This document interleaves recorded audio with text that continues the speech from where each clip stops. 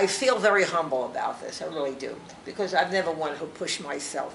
But I feel that if this is what they're doing, and I feel, and I like Jean very much, I've known her for a long time, I think it's a wonderful thing to come and help and to be part of this.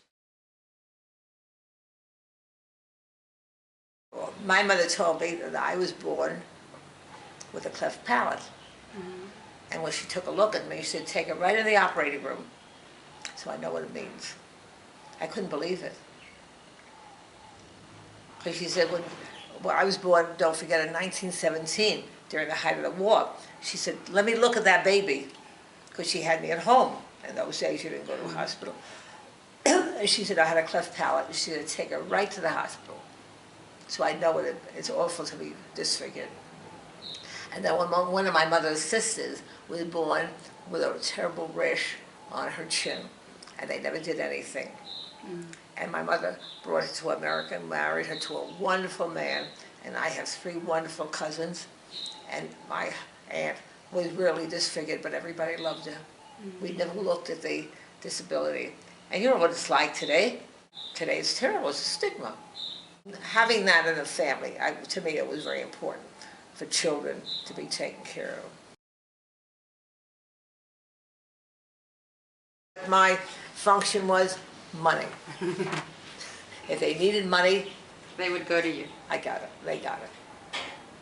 Because I came down with it, and that's what I wanted to do.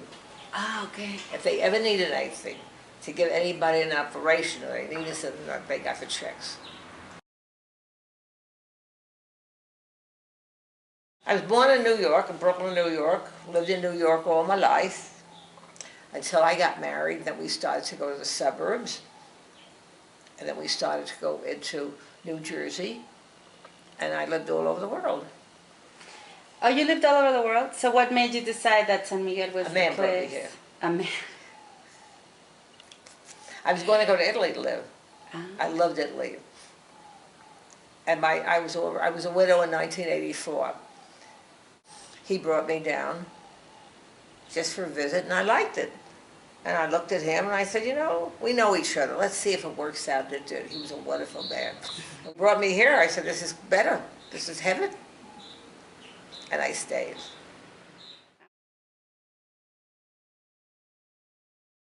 I guess reading the newspapers, and I knew some of the people who had been connected with it. They were all gone. My background was hospital work, so I was aware of what's needed. But I felt, as I said, I got interested in Alma, and I got interested in that. And then music was my other love. And that's all I could do. Because I came down with a man, and he had to be taken care of too. I am very impressed that the fact that we're getting such a diverse group of people, I am really thrilled when I see what the board is like. It makes me feel very good. Are you planning to stay on the board for more time? If they invite me. I keep telling Jane, you don't want me, you got other people. She said, they want me. I said, why you? I enjoy it. If I can offer anything, I enjoy it. It gives me some, I really feel good. So let's keep you on until you're 100, and then we'll let you retire.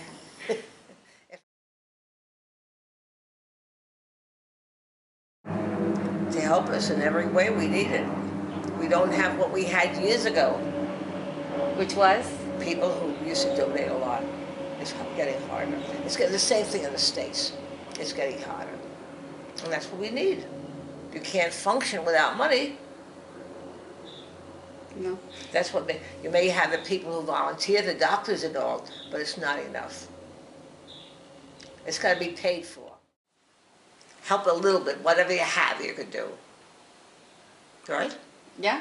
Whatever you have, you can give a little bit of something. That's simple.